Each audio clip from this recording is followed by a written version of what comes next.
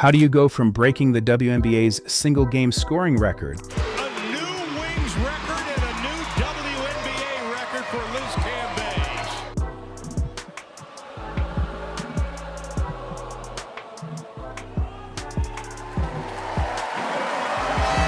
to quitting basketball altogether?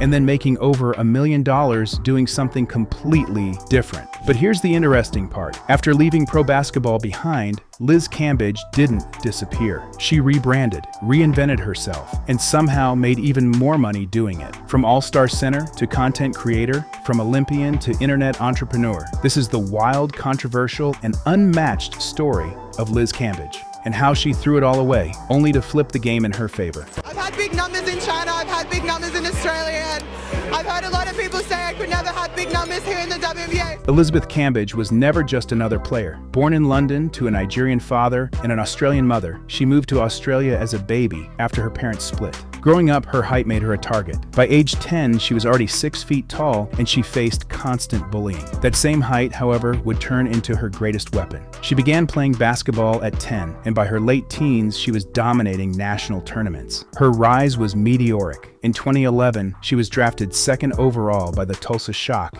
in the WNBA. Her impact was immediate, but it wasn't just the numbers that made her stand out. It was the combination of size, athleticism, and attitude. Cambage was bold, vocal, and absolutely unstoppable in the paint. The defining moment came in 2018 when she dropped 53 points in a single WNBA game against the New York Liberty. That performance didn't just break records, it shattered expectations. To this day, no WNBA player has scored more in a single game. She played for teams like the Dallas Wings, the Las Vegas Aces, and the LA Sparks. She also represented Australia on the international stage, winning a bronze medal in the 2012 Olympics and a gold at the 2018 Commonwealth Games. At her peak, she was arguably the most dominant center in women's basketball. But behind the accolades, tension was quietly building, both on and off the court. As dominant as she was on the court, Liz Cambage was never just about basketball. From early in her career, she was open about the mental strain that came with being in the spotlight. In 2014, only a few years after joining the WNBA, she took a break from the league, citing mental health and burnout.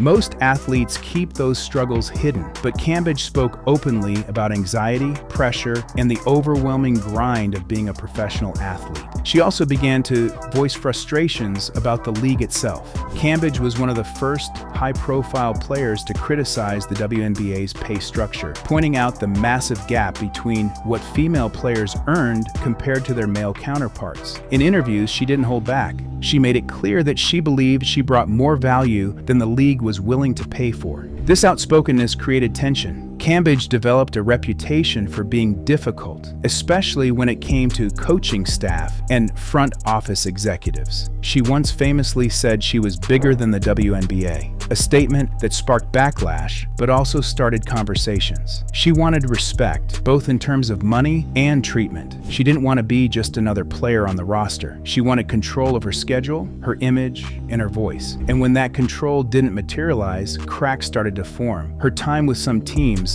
felt more like a temporary alliance than a long-term fit. Coaches praised her skills, but often tiptoed around her personality. Teammates respected her dominance, but sometimes clashed with her energy. On the outside, she was a towering all-star. Behind the scenes, things were getting harder to manage. That inner storm would only intensify as the biggest controversy of her career approached. In 2021, just weeks before the Tokyo Olympics, Liz Cambage's career took a sharp and public turn. During a closed-door scrimmage between the Australian Opals and the Nigerian national team, things got physical. Reports emerged of an altercation where Cambage allegedly elbowed a Nigerian player in the chest.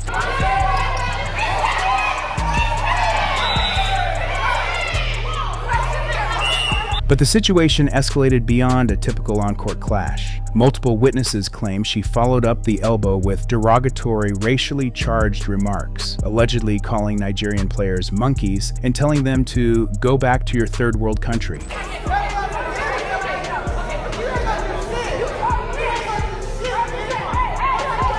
Cambage denied making those comments, but the damage had already been done. Within days, she withdrew from the Australian Olympic squad, citing mental health concerns. In her own words, she was suffering from panic attacks and anxiety, and the thought of entering an Olympic bubble in Tokyo felt unbearable. While some fans sympathized with her decision, others weren't buying it. The timing of her withdrawal, coupled with the gravity of the allegations, led to widespread criticism. The Nigerian players who had been present during the incident eventually spoke out publicly, confirming the reports and stating that the behavior was both violent and deeply disrespectful. But that wasn't all.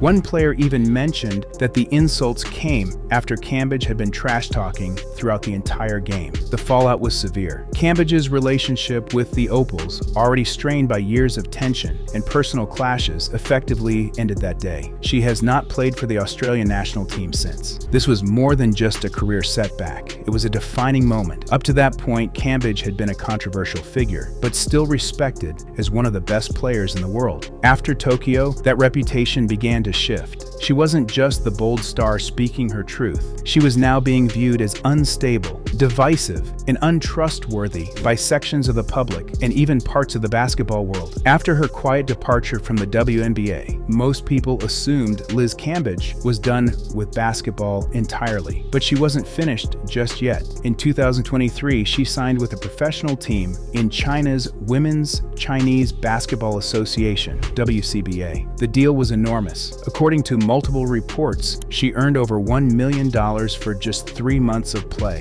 It was one of the biggest short-term contracts ever offered to a female basketball player. The move wasn't just about money, it was about control. In China, Cambage could play on her own terms, away from the media pressure and controversy that had defined her final seasons in the WNBA. She led her team to a championship in 2024, proving that despite the noise, her skills hadn't faded. But her most headline-grabbing pivot came in 2025, when she announced her official entry into the creator economy by launching an OnlyFans page. While many assumed she'd quietly fade from the spotlight, she did the opposite. Cambage leaned into it. She posted bold, curated, high-fashion content that blurred the line between modeling and sensuality, and she marketed herself directly to her audience. Within weeks, headlines claimed she was earning more than she ever did in the WNBA. Some reports estimated she made over $1.5 million in her first year. Cambage confirmed in interviews that she made more in her first week on the platform than in her entire WNBA season.